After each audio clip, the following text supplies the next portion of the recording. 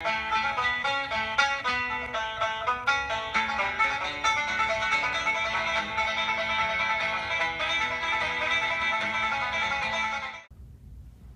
hey. I bet you didn't see me there. Sorry, I kind of blend in. But, welcome to my show, boys and girls and whatever else is out there. I'm Ricky, and this is my great outdoor show.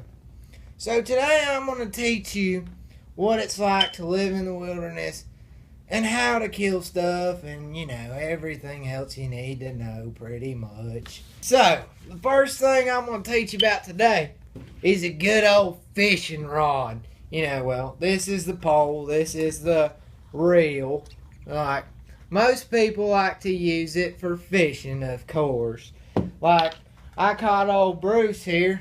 Caught him old nice striper. I caught him down in, somewhere. But anyways, and then I caught old Jeffrey.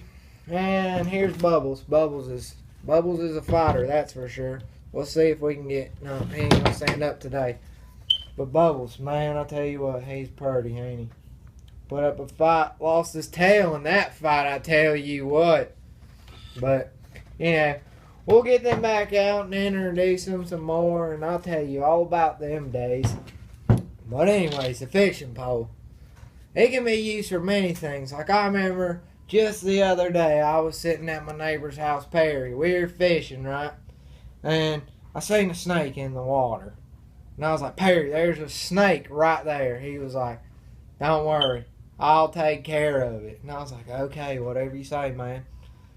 And he walked over to that snake. Next thing I know, he said, smack, right on that water, on the back of that snake's head. And I was like, Perry, he's going to bite you now. He said, no, nonsense. I hit him right in the back of the head and broke his neck. I was like, oh, really now, did you? He's like, yeah, watch. I'll even pick it up, throw it on the ground. He said, stop. Next thing you know, you hear a little gut splatter and all that. But, yeah, so fishing pole's pretty much good for anything. Alright, now, next up on the show, I'm going to show you guys the orange vest. Well, there you go, I showed you. Now, you just put it on. Just like so. Some people need bigger ones. I guess I'm one of them. But if I get a bigger one, I'll look like a freaking orange walking through the woods and then be like, man, somebody done rolled a big old orange through here. Alright, so now, after you got your orange vest on and you're ready for the woods, you got to pull out your deer amplifying Weezer when you get to the stand. Man, I tell you what, this thing will work miracles.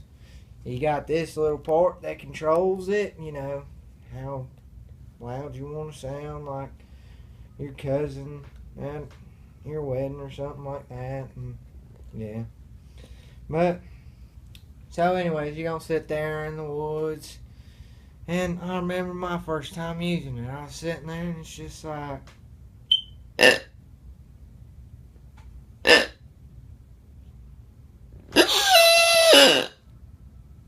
I sat there for a second.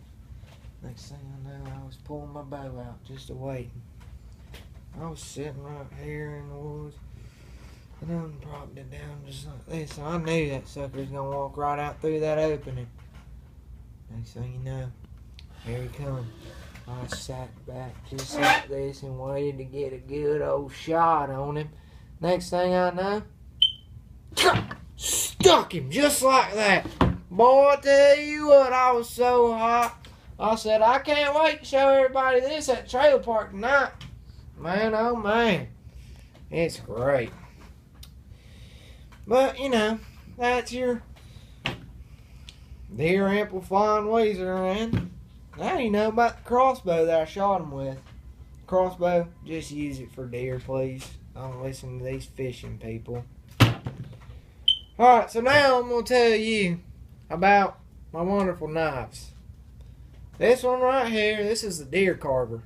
I carved my deer up with this thing. I cut them to pieces. I cook them after I cut them up with it, all that kind of stuff. And this one right here.